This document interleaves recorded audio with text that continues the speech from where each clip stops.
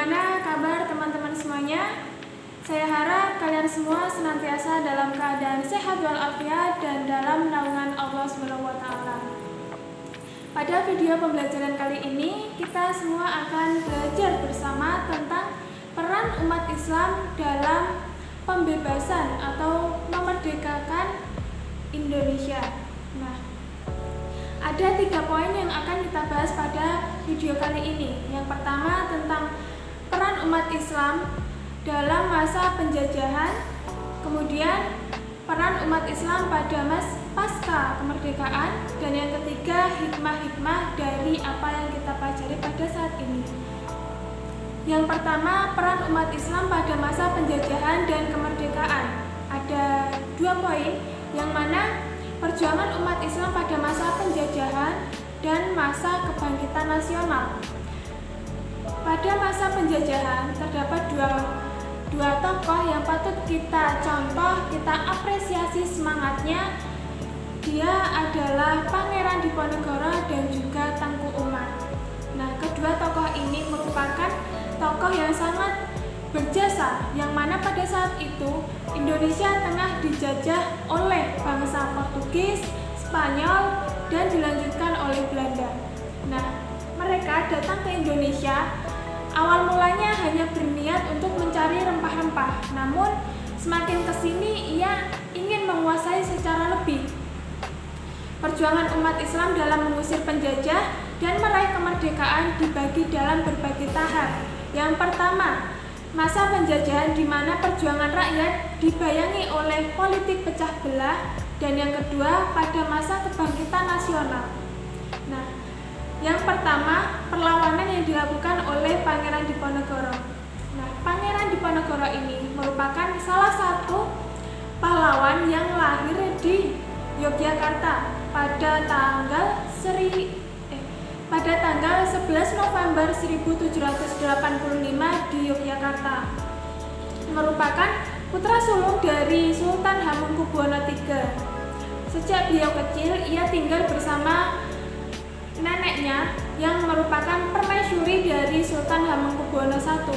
Nah, beliau tertarik untuk lebih mendalami agama Islam dan juga lebih merakyat. Jadi ia menghabiskan waktunya di rumah eyang putrinya daripada di keraton. Kemudian pemberontakan terhadap keraton dimulai sejak kepemimpinan Sultan Hamengkubuwono V. Ketika itu Diponegoro menjadi salah satu anggota perwalian yang mendatangi Hamengkubuwono V yang baru saja berusia 3 tahun. Pangeran Diponegoro yang menyadari bahwa maksud dan tujuan dari siasat Belanda itu beranggapan bahwa kedudukannya sebagai wali sultan itu bertentangan dengan aturan-aturan agama, sehingga ia menolak pengangkatan tersebut Residen Belanda. Cara perwalian seperti itu tidak disetujuinya. Kemudian sikap dari Pangeran Diponegoro yang menentang Belanda secara terbuka mendapat simpati dan dukungan dari rakyat atas saran dari GBH Mangkubumi, yang mana itu merupakan pamannya. Kemudian Diponegoro menyingkir dari Tegalrejo, yang mana itu tempat tinggal neneknya tadi. Ia membuat markas di sebuah gua yang bernama Gua Selarong. Saat itu Diponegoro menyatakan bahwa perlawanannya ialah perang sabil, yakni perlawanan menghadapi kaum kafir dengan semangat perang sabil yang dikobarkan oleh beliau. Tersebut membawa pengaruh luas hingga ke Pacitan dan juga Kedu. Nah, dalam pertempuran yang terjadi dari tahun 1825 sampai 1826, kemenangan ada di pihak Diponegoro. Hal tersebut dikarenakan karena semangat perang yang dimiliki oleh pasukan dari Pangeran Diponegoro sendiri merupakan semangat yang tinggi, jadi tekadnya kuat. Kemudian yang kedua, siasat gerilya yang dilakukan Diponegoro belum ditandingi.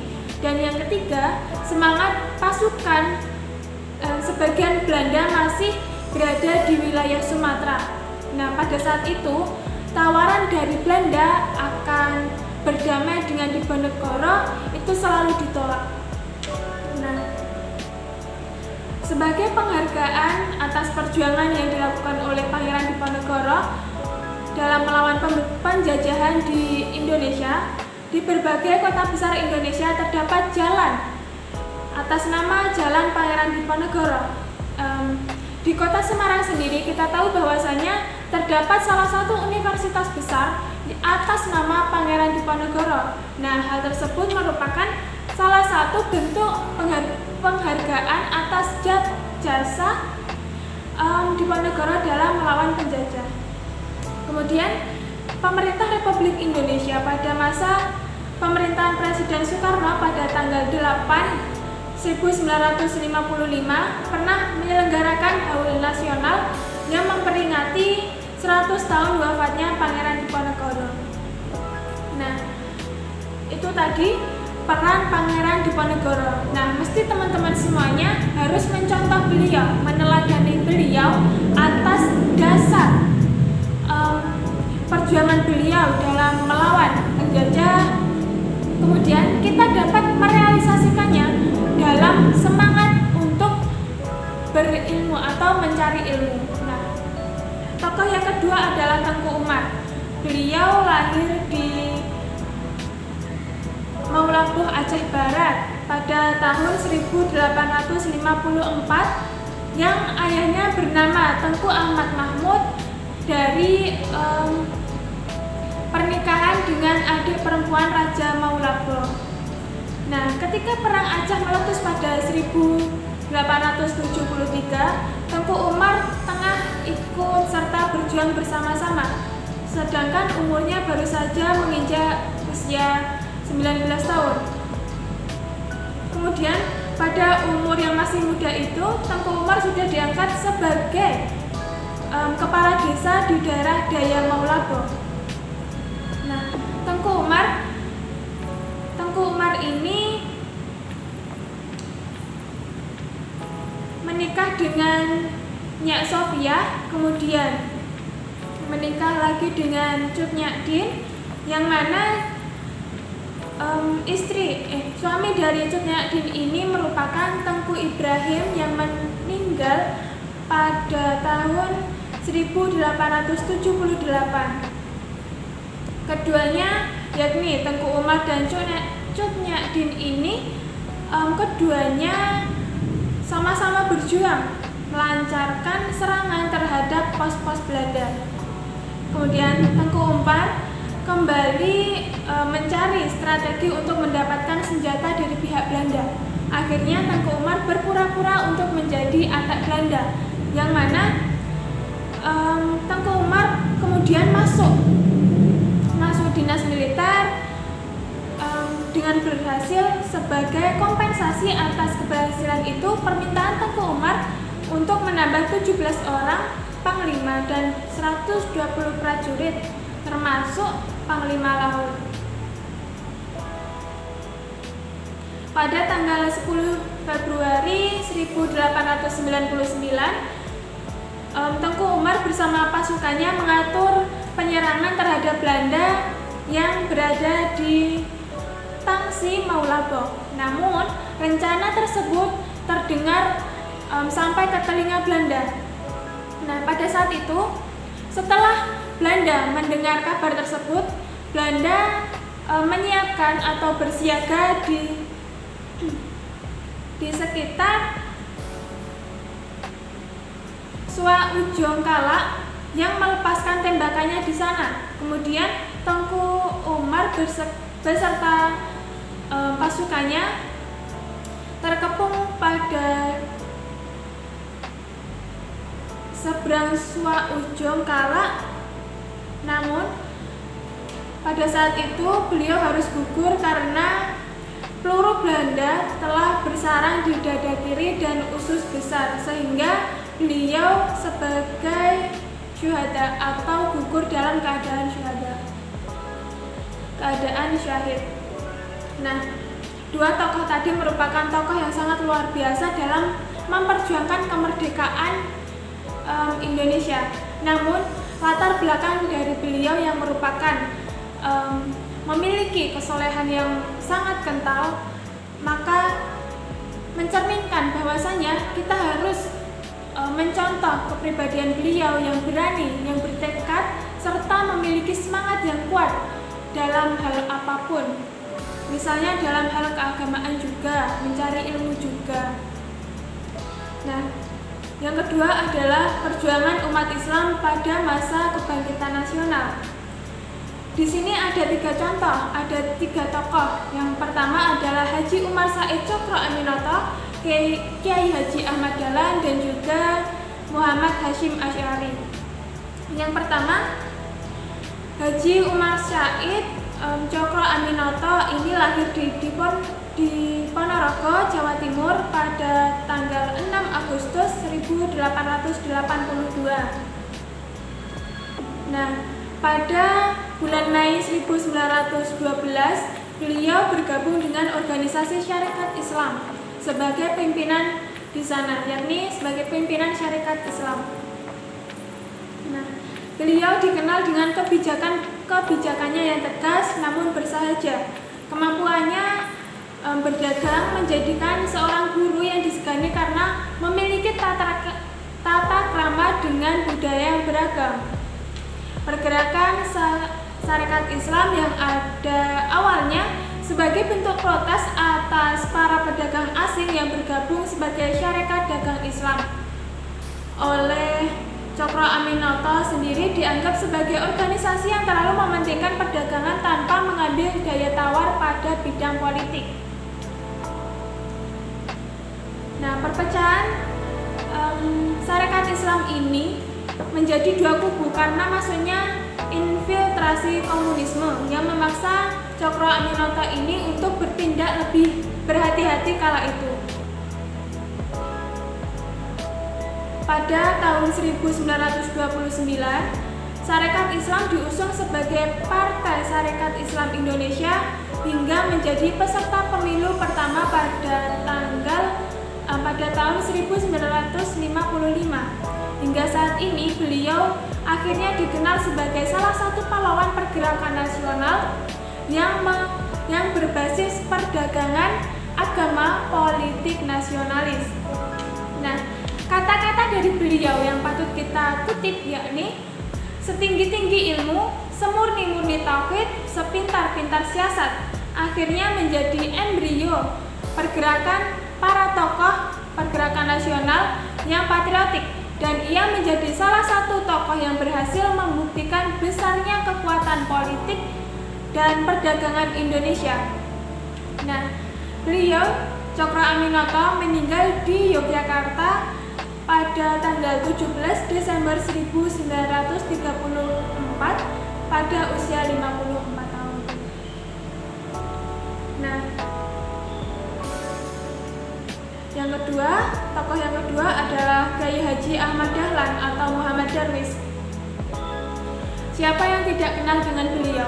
Beliau merupakan pendiri dari Muhammadiyah yang lahir di kota Yogyakarta tanggal 1 Agustus 1858. Nama kecil Kiai Haji Ahmad Dahlan adalah Muhammad Darwis.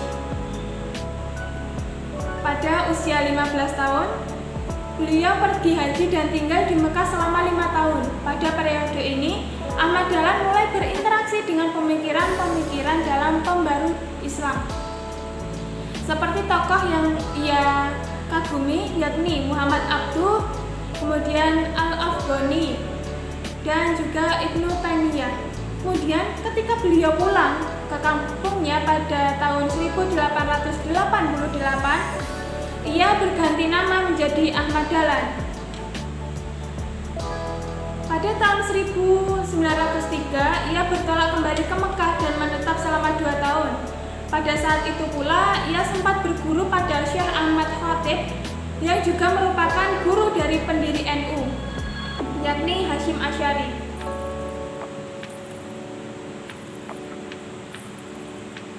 Nah, saking banyaknya jasa dari beliau, ia menggagas bahwasanya gagasan pembaru Muhammadiyah disebarluaskan oleh Ahmad Dahlan dengan mengadakan tabligh ke berbagai kota. Gagasan ini mendapat sambutan yang besar dari masyarakat di berbagai kota Indonesia. Ajakannya atau ajaran yang menuntut kemajuan, kecerdasan, dan beramal bagi masyarakat dan umat dengan dasar iman dan Islam. Dengan organisasinya, Muhammadiyah telah mempelopori amal usaha sosial dan pendidikan yang amat diperlukan bagi kebangkitan kemajuan bangsa. Dengan ajaran Islam, dengan organisasinya, Muhammadiyah menjadi bagian wanita. Muhammadiyah bagian wanita, yakni Aisyah, telah mempelopori kebangkitan wanita Indonesia untuk mengecap pendidikan dan berfungsi sosial setara dengan kedudukan pria. Tokoh yang ketiga adalah Muhammad Hasyim Asy'ari. Beliau tinggal di Jombang, Jawa Timur, lahir pada tanggal 14 Februari 1871, yang mana beliau merupakan salah seorang pahlawan nasional Indonesia yang merupakan pendiri organisasi Nahdlatul Ulama. Kiai Haji Hasyim Asy'ari merupakan putra ketiga dari 10 bersaudara. Nah, pada tahun 1926, Kiai Haji Hasyim Asy'ari menjadi salah satu pemerkasa berdirinya NU atau Nahdlatul Ulama, yang berarti kebangkitan ulama. Pada upaya perjuangan untuk menarik atau meraih kemerdekaan pada tanggal 17 September 1975, fakta jihad telah ia tanda tangani Kiai Haji Hasyim Asy'ari, kemudian dikukuhkan pada rapat Kiai tanggal 21 sampai 22 Oktober 1945 dan dikenal dengan nama Revolusi Jihad. Nah, demikian tadi peran umat Islam pada masa penjajahan dan kemerdekaan. Semangat dari tokoh-tokoh tersebut patut kita contoh. Selain itu, peran umat Islam pada pasca kemerdekaan juga patut kita contoh karena semangat dari para tokoh ini membawa dampak yang baik, membawa dampak yang positif hingga pada saat ini. Nah, yang pertama adalah Profesor Dr. Haji Abdul Malik Karim Amrullah atau yang disebut dengan Buya Hamka. Dan yang kedua Kiai Haji Abdurrahman Wahid atau Gus Dur. Dan yang ketiga Profesor Dr. Haji Baharudin Yusuf Habibie atau B.J. Habibie.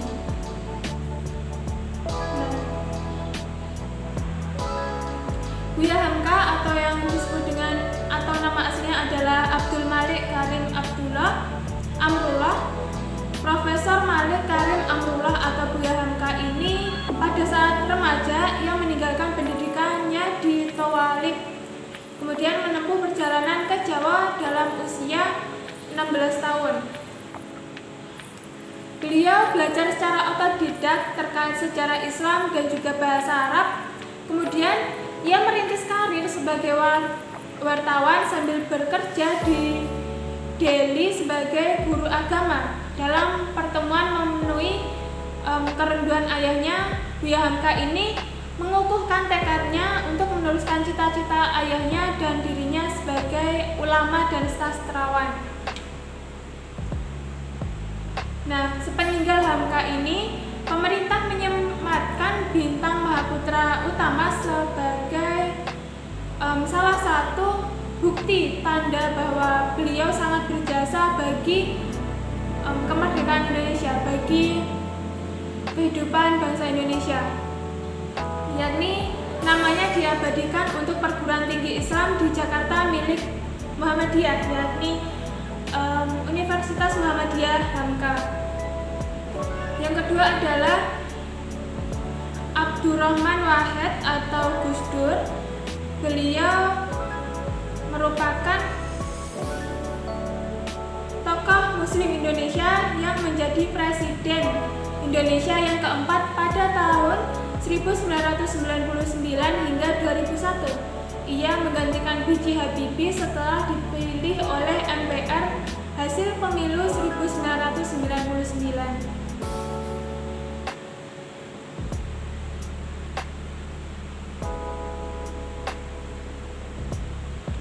Kemudian pada saat beliau menjabat sebagai presiden, beliau mendapatkan banyak cobaan, yakni banyak penyakit yang bersarang di dalam tubuhnya. Sejak itu ia mulai menjabat sebagai presiden. Ia menderita gangguan penglihatan, diabetes, dan gangguan ginjal yang dideritanya. Tokoh yang ketiga adalah Profesor Dr. Haji Baharudin Yusuf Habibie atau yang akrab dikenal dengan B.J. Habibie. Merupakan Presiden Republik Indonesia yang ketiga. Sebelumnya B.J. Habibie menjabat sebagai wakil presiden. Namun B.J. Habibie kemudian digantikan oleh Abdurrahman Wahid atau Gus Dur yang dipilih sebagai presiden pada tanggal 20 Oktober 1999 oleh MPR hasil pemilu. Dengan menjabat 2 bulan dan 7 hari sebagai wakil presiden dan juga selama 1 tahun dan 5 bulan sebagai presiden. Nah, prestasi dari beliau ini sangatlah patut kita contoh. Hendaknya sebagai motivasi kita semua bahwasanya menuntut ilmu itu tidak harus hanya ada di tanah air. Nah, beliau merupakan salah satu tokoh yang menekuni bidang teknik di luar negeri. Kemudian beliau kembali ke Indonesia dengan karya-karyanya yang sangat gemilang. Nah, ada banyak tokoh tadi ya teman-teman yang patut kita teladani, yang mestinya memberikan semangat dan juga motivasi kepada kita semua, sehingga kita bisa lebih keras lagi, lebih semangat lagi, lebih bertekad dalam memajukan masa depan Republik Indonesia ini. Selain itu juga harus berpegang teguh atas kewajiban kita sebagai umat muslim. Nah, yang terakhir adalah hikmah dalam pembelajaran kali ini. Yang pertama, meneladani kegigihan para pejuang dalam mewujudkan kemerdekaan Indonesia. Kemudian yang kedua, sebagai generasi penerus, kita dituntut untuk berperilaku cinta tanah air. Ketiga, mengajarkan kepada diri kita sendiri bahwasanya untuk tetap menjaga persatuan dan kesatuan demi keutuhan bangsa dan negara. Dan yang keempat, menyadari bahwa perjalanan sejarah perlu kita jadikan sebagai pemikiran dan peneladanan, terutama dalam hal perjuangan pada perjuangan kemerdekaan. Nah, teman-teman, demikian tadi pembelajaran pada kali ini. Hendaknya kita semua mengambil contoh, mengambil hikmah apa yang telah kita pelajari pada saat ini. Nah, untuk tugas teman-teman itu membuat rangkuman dari video ini dari awal sampai akhir. Jadi teman-teman mencatat poin-poin penting yang nantinya akan kita presentasikan ulang. Nanti teman-teman yang berkenan untuk memberikan atau mempresentasikan hasil rangkumannya bisa nanti saya kasih nilai plus atau tambahan di nilai UAS-nya. Nah, untuk kegiatan individu atau tugas individunya, tulislah peran para pejuang dalam mewujudkan kemerdekaan, lalu ceritakan di depan kelas. Kemudian yang kedua, carilah tokoh-tokoh penggerak kebangkitan nasional beserta organisasi yang telah ia dirikan. Teman-teman, demikian tadi penjelasan terkait materi dan juga tugas pada pertemuan kali ini. Semoga kita semua menjadi insan yang selalu bertakwa kepada Allah SWT dan juga senantiasa istiqomah dalam beribadah dan juga menuntut ilmu. Demikian yang dapat saya sampaikan. Akhirul kalam.